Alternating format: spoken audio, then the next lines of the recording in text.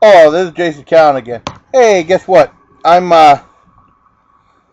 just saw the season premiere, well, the mid-season season premiere of The Walking Dead. So, on my most underappreciated movies, I thought I'd go into the realm of the zombie film. Just underappreciated ones, like all the George Romero ones get pretty much proper respect, you know. And then you think about some of the other ones. Usually Lucio Fulci's ones get respect, but I thought I'd at least mention Zombie. Uh, Zombie's awesome. So is The Beyond and The Gates of Hell. Those are great movies that Fulci did. I mean, and Zombie 3, Zombie 3 is kind of like, he directed, but he only directed like the first 10, 15 minutes of it, and then he got sick, and then Bruno Mattei took over and directed that. And one of Bruno Mattei's movies is in my list of most underappreciated movies also, zombie films also. But that's kind of like if they took Zombie and mixed it with a Naked Gun, it looks something like it. But it has one of the coolest scenes of any zombie movie whenever they're in the abandoned gas station and that girl gets into a fight with a zombie with a machete. That scene was awesome. That zombie was kick ass. I think everybody remembers that scene. They might not remember the rest of the movie. I mean, it's all right, but it's just a little silly. But I mean, I don't think people remember the movie, but they remember the zombie with the machete. That zombie was cool. Now, if the rest of the movie was that cool, then I think we'd have something there. You know what I mean? Well, anyway, look at that selection of my glasses. Pretty cool. Some other zombie movies. We're speaking of Bruno Mattei. He did a movie that was later, retitled Hell of the Living Dead. Originally, the title was Night of the Zombies. I remember I played the West Erie Plaza. And Night of the Zombies, there was also another Night of the Zombies that I remember seeing on Elvira with porn star Jamie Gillis starring in it.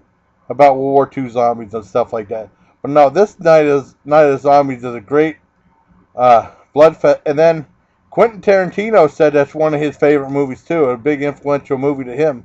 And there's lots of great movies from Goblin, even though it's recycled music from other movies that Goblin did. But it's an awesome movie, you know. And another great movie is called City of the Walking Dead. That also played at the West Erie Plaza, which is no longer open. The only theater that's open in Erie now is Tinseltown, which is awesome, but movies are just too damn expensive there, you know. Well, anyways, City of the Walking Dead is really cool. That's more of a fast-paced action one where zombies were using tools, and they more just drank blood and stuff like that, but it's really cool. Trying to think some other ones. Dr. Butcher MD, which is really good. It also, MD stands for Medical Deviant. And whenever Aquarius released that movie, it's probably their biggest. I think it's probably their biggest grossing movie that they ever did.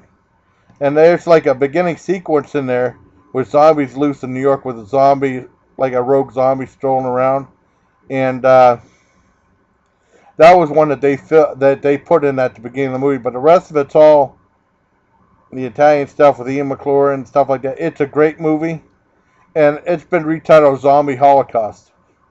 But it's awesome. Like I said, MD stands for Medical Deviant. It has one of my all-time favorite movie mistakes of all time, and it's really easy to catch. Right at the beginning there, it's like this guy who's stealing body parts from the morgue, right?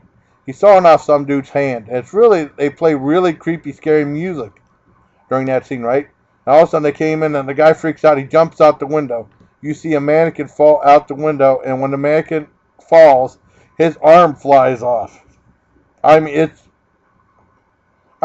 you can tell it's a dummy. It falls out, and the dummy's arm flies off, and it's really easy to spot. And then when you see him again, he's just lying down there like the real guy, laying it with both arms intact. That is a great mistake. I love that mistake. One of my favorite. It's really easy to catch if you see the movie. It's an awesome movie too. It's like a mad scientist. There's zombies in it, like a mad scientist movie with zombies, plus like cannibals in it too, and it's really cool. And some nudity too, which is also good. And then what other one? Oh, a real creepy movie called Burial Ground. And then once again, it's been retitled to The Nights of Terror. It's a really creepy movie. It's one of probably the nastiest, sickest endings of any zombie movie you'll ever see. I don't want to give it away, but this really creepy, trolly guy who's like with his mother and stuff. That's creepy, real creepy. But the way it ends is super creepy. That really, like, one little guy. Oh man, he'll freak you out. And everybody who's seen the movie knows exactly what I'm talking about. But see that movie, it's really good.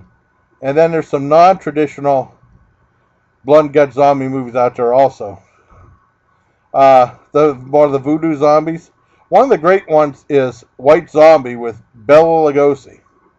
Now, pretty much people associate that just with the Rob Zombie band White Zombie. That's where he got the title for the movie from. You know, the title from the band. But it's also a movie. It's really good. They use the zombies for slave labor in the sugarcane factory. It's really slow-moving, creepy. It's really good. And then I got one from Hammer called Plague of the Zombies, which is really awesome. About like this, I think it was a judge or a priest turning the local villagers into zombies, like voodoo-wise. And I think they were working in the mines or something like that. It's really cool. I had that one on DVD. Then another one, it's either from Hammer or Amicus, I can't remember which, called The Ghoul. And it's about a defrocked preacher who has a cannibalistic son. You know, and then John Hurt's in it, and Peter Cushing, who's always good in it.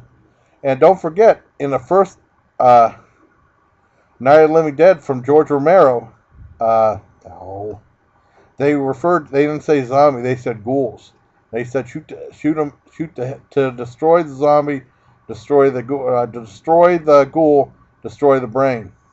That's what they were serious saying like that. But I mean, they weren't using zombie, they were using the word ghoul, and this one's called the ghoul. And that's basically, I mean, what zombies are, ghouls. You can call them ghouls too. And then, not Elliot Gould though. That's someone different. And then, another great one. Let me see. There we go. Another great one is, a funny one is called King of the Zombies with Manton Moreland. That movie's awesome. That's another voodoo one. It's really old, black and white. And if you like Manton Moreland's humor, you'll love it. Well, you'll think it's funny if you like his humor.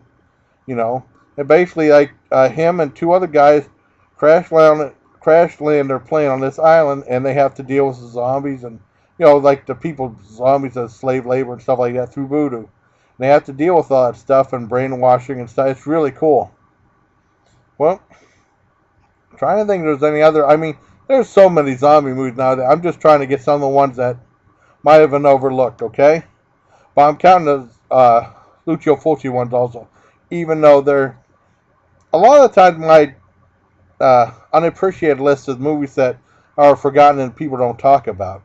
But I mean, I mentioned the Fulci movies because if you watch Talking Dead or Walking Dead, they just remember George Romero. They don't mention the Italian zombie movies or Lucio Fulci anymore. I don't know why. And then I remember when Zombie first came out, I never saw it. This was back in '78. My uncle was telling me it was pretty outrageous for his theater and stuff like that. I think they had barf bags or something like that. I don't know. But for '78, it's pretty outrageous. Nowadays, you know, it seems like everything's more gory now, which is awesome. Well, I don't mind. But, I mean, Zombie was a gory movie, but now it seems like all these are pale in comparison to what they're showing now. You know what I mean? Well, anyways, this is Jason Callan signing off for now. I got to count out to see how many movies I mentioned this time. And then, you know, later on I'll add this to my list of the zombie movies. But this has been the most unappreciated movies in the history of the world. Zombie edition. Thank you. And good night.